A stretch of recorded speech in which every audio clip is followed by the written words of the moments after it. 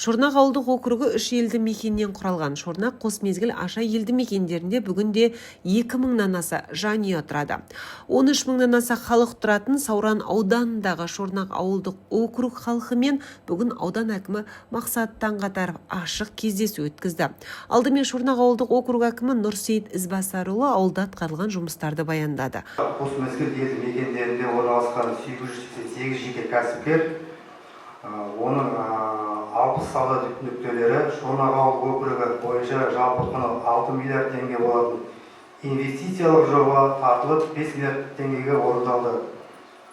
Әлеуметтік сала бойынша халықтың жұмыспен қамту, жәрдемдесу белсенді шаралармен қамту бойынша ақыл қоғамдық жұмысқа 26 азамат тартылып, ауылымыздың тазалығы да басқа жұмыстарын атқарып келеді.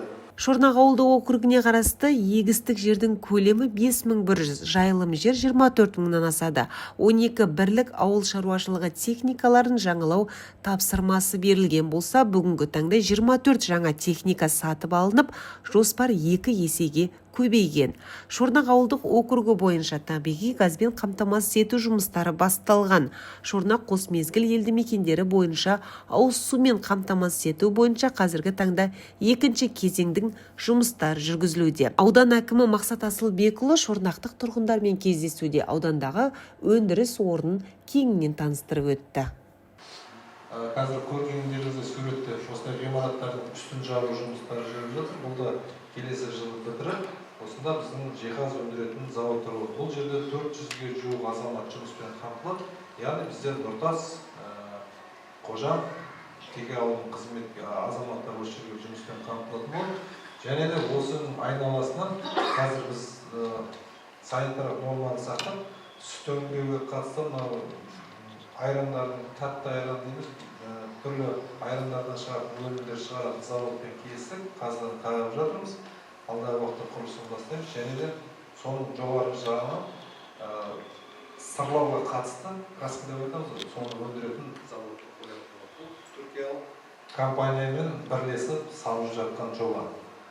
Шорнақ ауылдық округі бойынша Шорнақ, Аша, Қосмезгіл елді мекендеріне орналасқан заңды 88 жеке кәсіпкер бар. Оның ішінде 60 сауда нүктесі. Шорнақ ауылдық округі бойынша жалпы құны 6 миллиард теңге болатын инвестициялық жоба тартылып, 5 миллиард теңге орындалған. Аша елді мекендегі спорт алаңшаға орташа жөндеу жұмыстары жүргізіліп, бүгінде 4 көшеге тас төселген. Аудан бойынша әлеуметтік сала бойынша ілгерілеу байқалады. Ұлттық жоба аясында 5 жобаға 63 адам жұмыспен де қамтылған. Кездесуде тұрғындар өтініш тілегін айтып, қос әкімге көкейде жүрген сауалдарын қойды. Атқарылып жатқан жұмыстарға ризашылықтарын білдіріп, ақ батасын берді. Мақсат Асылбекұлы келгеніне қазір 2 жыл 2 апта болды. Көрдіңіздер қандай. Өткенде бізді Ақсақалдар күні апарып жаңа 30 гектар жердегі зауытты көрдік. Сол жерде қазір газ келетін турбанда, су келетін турбанда шығып жатыр екен. Бәрі ішіміз салып қайтты. Кеше мынадай тал еккенде спорт кешенін көрдік, ашылайын деп жатыр екен. Одан қасы ертең мектепке жалынбайды деп olan сияқты бір кәдімгі әкімгерліктің қасынан уже осындай мәжіліс залын соғып жатыр екен. Жалпы жақсы қимылдап жатыр. Енді бәріміз ұрпақ үшін ғой сол артымызда ұрпақтарымызға. Бисмиллахи рахмани рахим.